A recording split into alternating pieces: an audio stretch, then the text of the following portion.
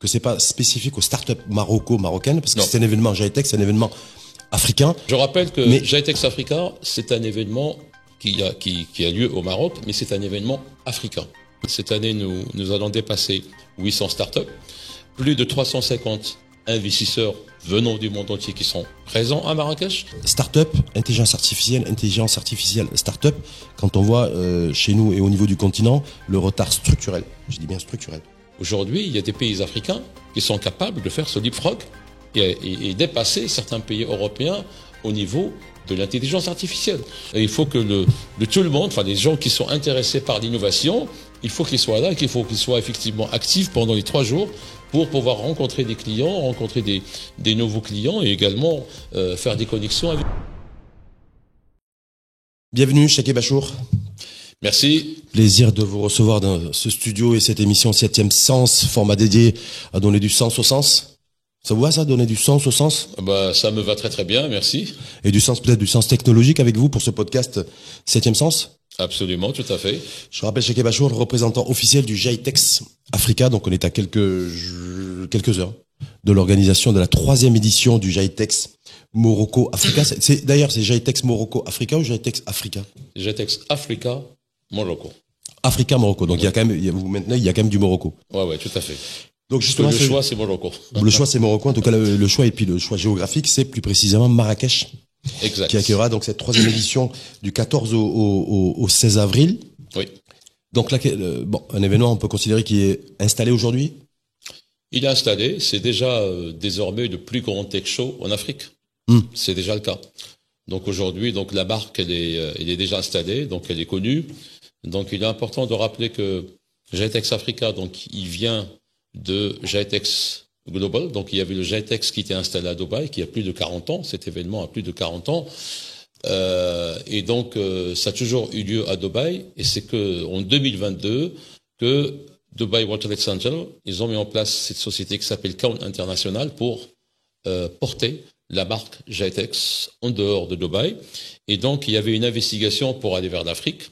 Et je pense qu'il y avait donc un bon travail aussi qui a été initié par l'ADD, l'Agence de développement digital, pour attirer, Pour capter pour capter justement Kawn International. Donc Kawn International ils sont venus. Donc à l'époque, moi je représentais Huawei. Donc comme d'autres sociétés installées au Maroc, nous étions invités par l'ADD à rencontrer Kawn International et nous avons assuré Kawn International de notre soutien et de notre présence très forte à GITEX Africa Morocco. Donc, qui en tout cas va poser ses valises une fois de plus pour la 3e année consécutive à Marrakech, donc du 14 au 16 avril 2025. Mais il y a toujours une question de fond. Oui. Cheke Bachour, que j'ai envie de vous poser, que certains aussi se posent. Oui. C'est aujourd'hui, quels sont les dividendes et les bénéfices technologiques que peut capter, en l'occurrence, le Maroc et le continent. Oui. Parce qu'on dit, est-ce que c'est purement de l'événementiel? Où pendant 2-3 jours, effectivement, c'est focus, lumière, projecteur sur Marrakech en l'occurrence et sur l'Afrique par extension autour des enjeux technologiques, ou est-ce que ça va bien au-delà? Ça va bien au-delà parce que, vous savez, donc il suffit de regarder le programme. Donc nous ne sommes pas dans l'événementiel. C'est une plateforme pour mettre en place des partenariats publics-privés. C'est une plateforme pour booster l'économie numérique, pour mettre en place les liens directs et les connexions directes entre les startups et les investisseurs venant du monde entier. Il est important de rappeler quand même, cette année, nous allons dépasser 800 startups, plus de 350 investisseurs venant du monde entier qui sont présents à Marrakech pour rencontrer des startups, des centaines de réunions par jour entre les startups et les investisseurs. Nous aurons également AFC, qui est la branche privée donc de la Banque mondiale, qui va être présente. Ça, c'est un scoop, qui viennent avec des startups africaines. Ils viennent pour investir dans des startups. Donc l'innovation est là. Donc c'est quoi? le C'est que développement... vous allez permettre, en fait, ça permet essentiellement aujourd'hui de créer, parce qu'on va parler de connectivité autour de l'infra, du cloud et des Tout à fait. data centers, parce que je sais que c'est prévu pendant ces 2-3 jours. Tout est prévu, bien sûr, comment je évidemment. paye. Oui. Mais là, vous dites-vous, en fait, il y a aussi une approche un peu plus affinée, si je puis dire, entre les investisseurs potentiels et des startups aujourd'hui qui ont besoin aussi de lever du financement pour pouvoir se développer. Tout à fait. Est-ce que ça concerne essentiellement et majoritairement des startups marocaines, ou ou pas forcément? Non, en fait, l'événement, c'est un événement africain. Donc, il concerne toutes les startups africaines et surtout toutes les startups qui sont présentes au GITEX. Enfin, des startups qui ont la chance d'être présents au GITEX. Cette année. Pourquoi vous dites la chance? Il y en a d'autres qui sont pas là. Donc, ceux qui sont là. Qui avaient postulé, il y a des critères d'élimination, de validation il y a des startups. Au-delà du Maroc, il y a des startups africaines qui sont là, d'autres qui sont pas là. Mais les startups qui ont l'opportunité d'être présents pendant les 3 jours du 14, 15, 16 avril, ils seront connectés au monde de l'investissement. Donc, ils auront la chance d'avoir des dizaines et des dizaines de réunions avec les investisseurs. Et d'ailleurs, il est important d'expliquer que la présence des startups, elle est aussi accompagnée. Donc, nous accompagnons des startups pour monter en place ces réunions. Donc, ils ne sont pas livrés à eux-mêmes. Donc, c'est nous. Donc, nous encadrons des startups, nous encadrons, donc nous mettons en place un planning de réunion. Et pour des startups, par exemple, je prends le cas concret de Morocco 200, nous avons fait le roadshow avec le ministère de la Transition numérique et l'ADT, il y avait la sélection de ces 200 startups, et nous avons mis en place des workshops pour les accompagner, parce que les workshops, ils sont fondamentaux, ils sont importants pour que le start-upper, donc le jeune, soit capable d'expliquer ce qu'il est en train de vendre, qu'il soit capable également de convaincre l'investisseur. Ça, c'est un travail que nous avons fait. Et nous le faisons également pendant le GITEX Africa parce que nous encadrons des startups, nous mettons en place des réunions et puis également nous faisons une autre sélection pour des startups qui veulent participer à une compétition qui s'appelle Supernova qui est représentée par c'est pas spécifiquement, si j'ai bien compris, Cheikh Vachoul, si c'est pas le cas, vous me rectifiez bien entendu, que c'est pas spécifique aux startups marocaines parce que c'est un événement GITEX, c'est un événement africain. Je rappelle que GITEX Africa, c'est un événement qui a lieu au Maroc, mais c'est un événement africain. C'est pas marocain, c'est africain. Donc il s'adresse à tout le continent. En tout cas, l'écosystème start-up au Maroc qui est en train de se structurer, mais a du mal à décoller. Contrairement à d'autres startups du continent qui, eux, n'ont pas de soucis particuliers pour lever des fonds, qui se chiffrent en centaines de millions de dollars. Je pense à des startups au Sénégal, au Nigeria, au Kenya, entre autres. Est-ce que, donc voilà, je me dis, est-ce que là-dessus, il y a une mention particulière qui va être faite aussi entre ces startups qui arrivent plus facilement à lever des fonds et à convaincre les investisseurs que celles essentiellement marocaines par rapport au continent, qui elles ont beaucoup plus de mal à être visibles dans les radars des investisseurs potentiels. Nous ne faisons pas de distinction. Pour nous, c'est un événement africain. Nous sommes là pour supporter l'ensemble des startups africains. Et nous sommes là pour accompagner le gouvernement. Par exemple, le cas de Morocco 200, c'est un travail qui a été initié par le ministère de la Transition numérique. Nous avons travaillé avec le ministère de la Transition numérique et l'ADD pour faire ce roadshow, pour sélectionner ces startups, les accompagner. Donc, mais ce travail-là qu'on fait avec Morocco 200, on peut le faire aussi avec d'autres startups. Parce que l'événement est africain et nous sommes là pour porter le développement de l'économie numérique africaine et bien sûr marocaine puisque ça se passe au Maroc. Au Maroc, effectivement. Et au Maroc, d'ailleurs, le Maroc qui a initié une nouvelle feuille de route technologique à l'horizon 2030. Donc je crois qu'elle est en train de, peut-être qu'il y a une certaine mise à jour qui doit être faite ou qui va être faite ou qui est en cours en tout cas pour intégrer beaucoup plus l'intelligence artificielle et l'intelligence artificielle générative, ce qui n'a pas été forcément le cas dans la première version. Mais je sais aussi, quand je dis je sais, c'est pas que je suis dans le secret des dieux, mais que l'intelligence artificielle et l'intelligence artificielle générative va occuper un poste assez relativement central de cette troisième édition GITEX 2025. Start-up, intelligence artificielle, start-up, quand on voit chez nous et au niveau du continent le retard structurel, je dis bien structurel, de l'intelligence artificielle, est-ce que là aussi il y a un effort un petit peu comment vous allez appréhender le fait que vous êtes un événement continental où l'IA est le plus en retard? Premièrement, j'ai mon avis. Donc aujourd'hui, quand on regarde, il faut regarder ce qui se passe aujourd'hui. Il y a des fournisseurs aujourd'hui, des fournisseurs de l'intelligence artificielle, de la technologie. Il y a deux pôles. Il y a les États-Unis et la Chine. Oui. Je parle de l'Europe aujourd'hui. L'Europe, elle consomme la technologie. C'est comme l'Afrique. Probablement, j'ai envie de dire que l'Afrique, elle consomme. L'Europe aussi consomme, mais ne produit pas. Donc peut-être aujourd'hui, ce que j'ai envie de dire, c'est que l'Europe a plus de moyens au niveau d'investissement, au niveau des talents, mais nous sommes sur le même pied d'égalité. Aujourd'hui, sur l'intelligence artificielle, nous sommes sur le même pied d'égalité. Et c'est là, effectivement, moi j'ai envie de parler de ce leapfrog. Aujourd'hui, il y a des pays africains qui sont capables de faire ce leapfrog et dépasser certains pays européens au niveau de l'intelligence artificielle. Je pense qu'aujourd'hui, donc le Maroc, le Maroc est un pays résilient. Il avait un peu de retard sur la partie digital economy, donc en termes de, je dirais donc de levée de fonds des startups africaines, de levée de fonds par des startups marocains. Donc on avait des retards par rapport à d'autres pays. Je pense que le Maroc a fait une progression extraordinaire pendant ces 3 dernières années. Et justement, donc la plateforme de GITEX Africa est importante parce que on met dans le même espace des startups africaines, donc des startups nigériens qui sont aujourd'hui des champions. Aujourd'hui, si on parle des pays qui sont champions en termes de levée des fonds, on va parler de l'Afrique du Sud, de Nigeria, d'Égypte aussi.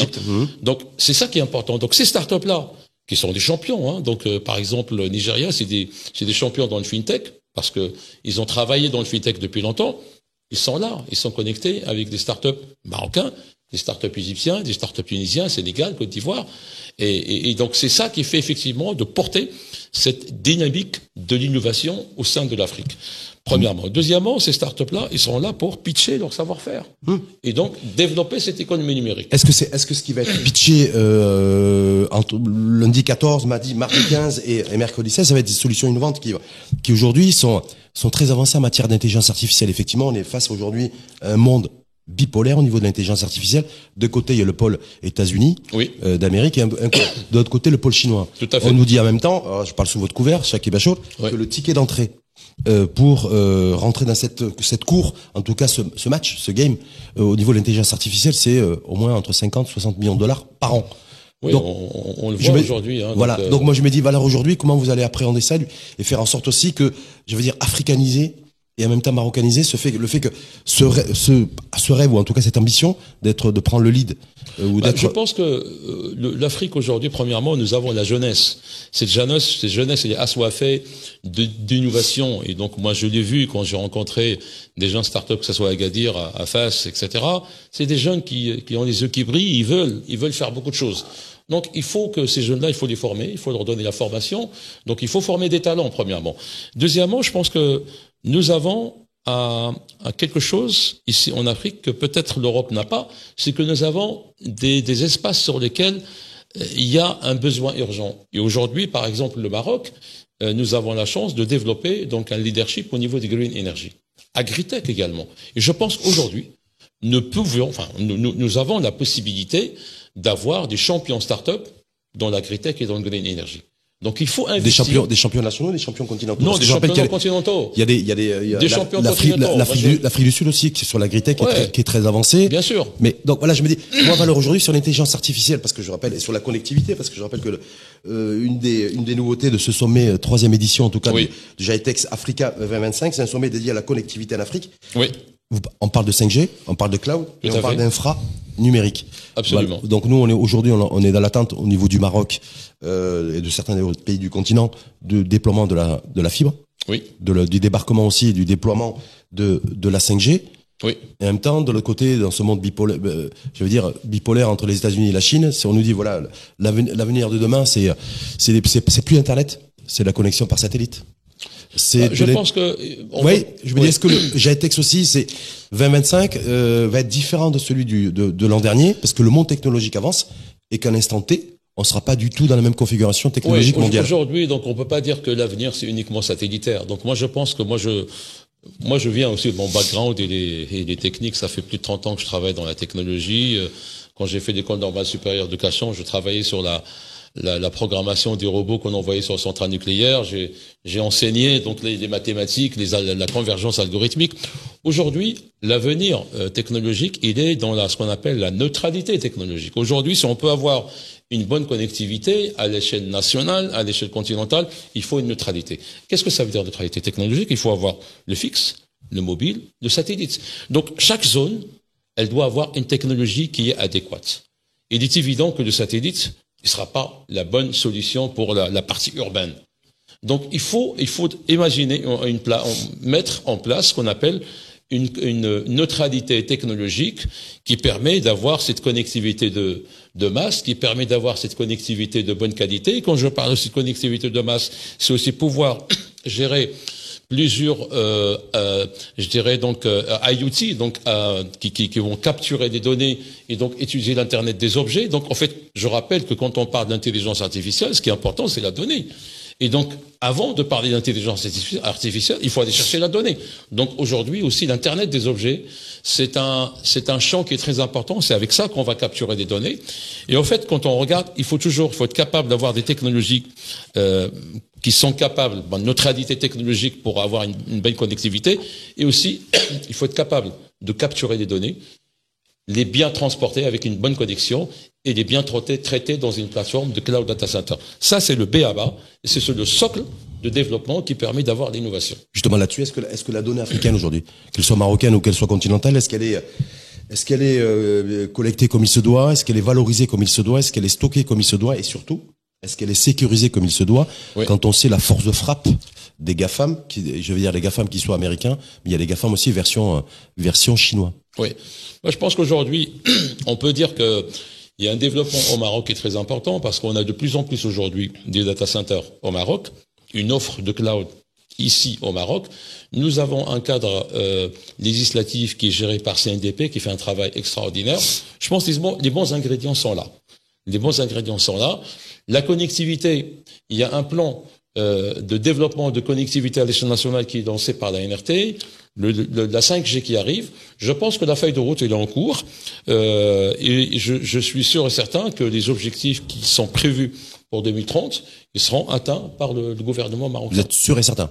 Oui, c'est-à-dire par exemple de passer à 400 de 400 à 3000 startups, c'est possible de faire émerger 3 4 5 licornes, c'est-à-dire valorisées à des centaines de millions de dollars. Pour vous, c'est objectivement possible? Ou vous dites j'espère que tout sera fait aussi pour que cet objectif soit atteint parce que c'est aujourd'hui, il faut regarder les choses. Quand on regarde le Maroc, il est déjà on est en termes de connectivité 4G, nous avons la meilleure qualité de service 4G en Afrique. C'est déjà le cas.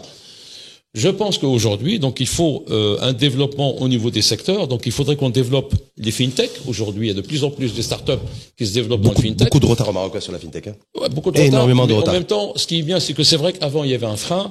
Maintenant, c'est bon. Donc les banques, ils y vont. Hein. Donc, pardon. Quand on regarde maintenant les banques, toutes les banques de la place, les banques marocaines, ils ont un ensemble de startups qui travaillent avec eux. Donc, si vous voulez, donc l'innovation au niveau des fintech, elle est déjà lancée. Au niveau de la santé, donc il y a la santé digitale qui est lancée. Donc il y a un grand chantier qui est important pour la couverture médicale de tous les citoyens marocains. Donc du coup, il faut être capable d'offrir tous les services de soins. Donc la télémédecine, la téléconsultation, tout ça va être développé, il va être mis en place. L'agritech, donc c'est en cours de développement. On a besoin d'irrigation intelligente, l'agriculture intelligente aujourd'hui.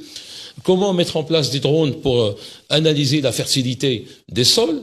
Les solutions existent. Mais Green Energy, nous y sommes. Toutes ces solutions aussi. Alors, je ne sais pas si ça va être aussi la contribution du GITEX là-dessus, mais c'est aussi de fabriquer, en fait, de concevoir et de fabriquer des solutions innovantes et non pas forcément de les importer. Vous avez vu ce qui est dans l'air du temps, c'est un peu l'air trumpiste. C'est-à-dire de pouvoir aussi faire il y a de plus en plus de protectionnisme et de pouvoir fabriquer beaucoup plus localement. Et ça concerne aussi la technologie, oui. Pour être concret, pour GITEX Africa, nous couvrons plusieurs secteurs verticaux. Et dans chaque zone, par exemple, la zone FinTech, il y aura tout l'écosystème de FinTech. C'est-à-dire, il y aura la Banque centrale, la nouvelle association FinTech Morocco qui vient d'être annoncée, qui va être présente, des banques marocaines, des startups africaines marocaines, dans le mobile money, dans le digital wallet, qui seront présents dans la partie FinTech pour vraiment montrer l'écosystème. C'est-à-dire avec de vraies démonstrations qui sont faites. Il y aura des vraies démonstrations. Je prends par exemple le cas de EduTech, l'éducation. Nous aurons le ministère de l'Éducation nationale qui sera présent, qui va présenter le programme Digital Lab avec CDG et le ministère de l'investissement, et le ministère de la transition numérique. Digital Lab, c'est un vrai programme de développement de l'EduTech qui sera mise en place et qui sera présent au GITEX Africa avec des startups, avec le ministère de l'Éducation nationale, avec le ministère de la Transition numérique et CDG.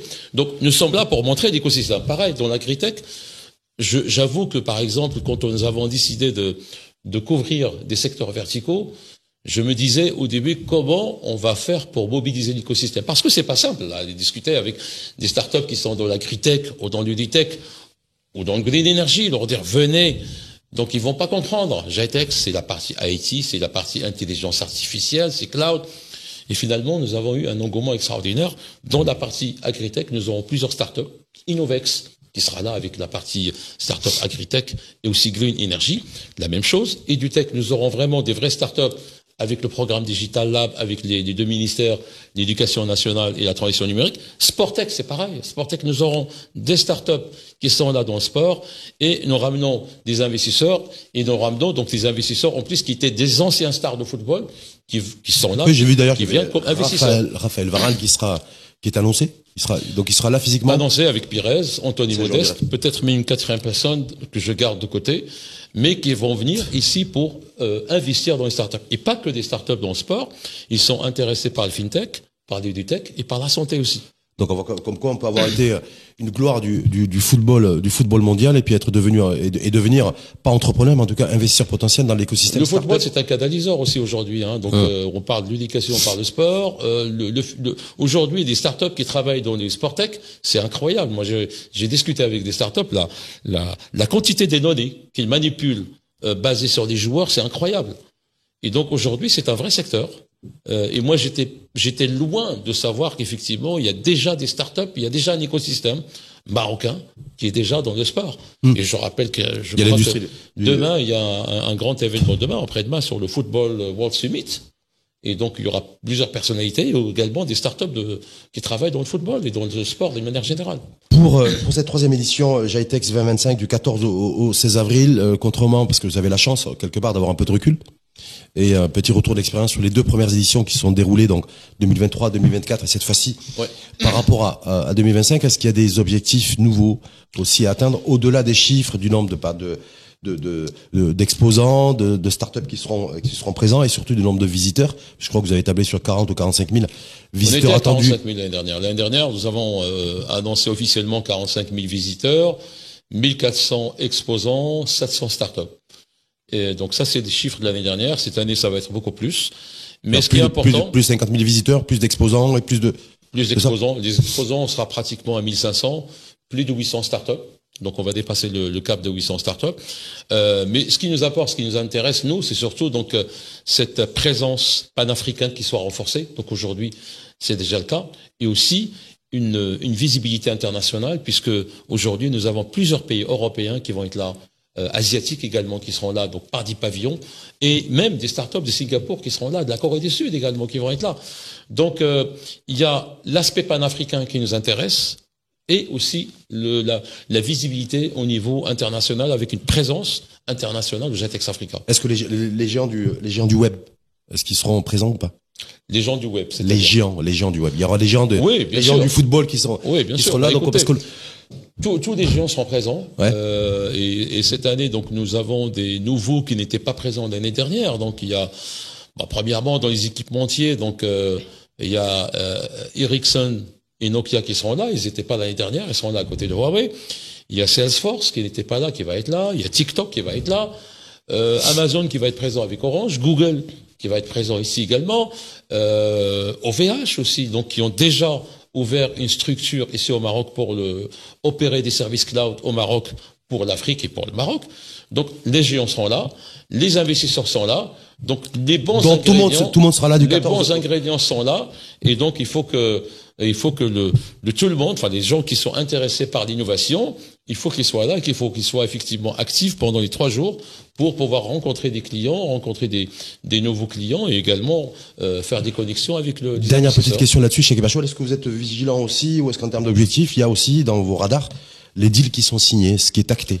Parce que quand on arrive effectivement à générer et à réunir et à rassembler autant d'acteurs mondiaux autour de la technologie, de l'intelligence artificielle, mais pas que autour de l'infra, est-ce que ça veut dire aussi qu'il y a aussi l'exigence, j'ai envie de dire, de deals signés et actés et pas simplement que de causer, de prendre un verre de thé. Oui, il y aura beaucoup de deals qui vont être signés, des annonces, des MOU. Donc vous allez être là pour les annoncer en temps réel. Là, vous voulez pas faire pas une petite exclue pour septième sens, l'ODJ, juste se dire voilà, il y a un big deal. Écoute, tu sais qu'il y a déjà, donc aujourd'hui déjà, il y a la feuille de route pour Morocco Digital 2030. On parle de 5G sans aucun tabou. On parle de la connectivité sans aucun tabou. Il y a le cloud, le data. Il y aura des annonces. Sur le lancement effectif. Et ce qui est bien, effectif. c'est que tu seras avec nous cette année. Tu seras Là, je serai là. Et donc, tu vas couvrir tout ça en temps réel. Donc, tu vas l'annoncer. Et j'ai profité de là, je rappelle que vous avez été, ça fait 30 ans, 25 ou 30 ans que vous nagez, en tout cas, Oui. dans l'environnement et dans le monde, technologique. Vous êtes Oui. un ancien de Huawei.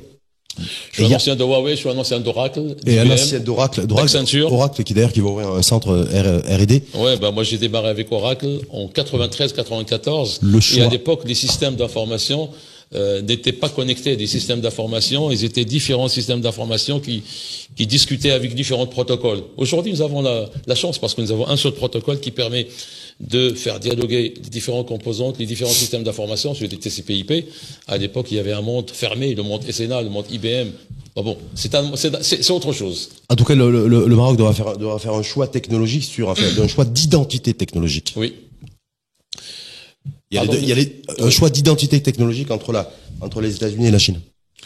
Non, écoutez, moi j'ai travaillé pour Oracle, j'ai travaillé pour IBM, pour Accenture, pour Huawei.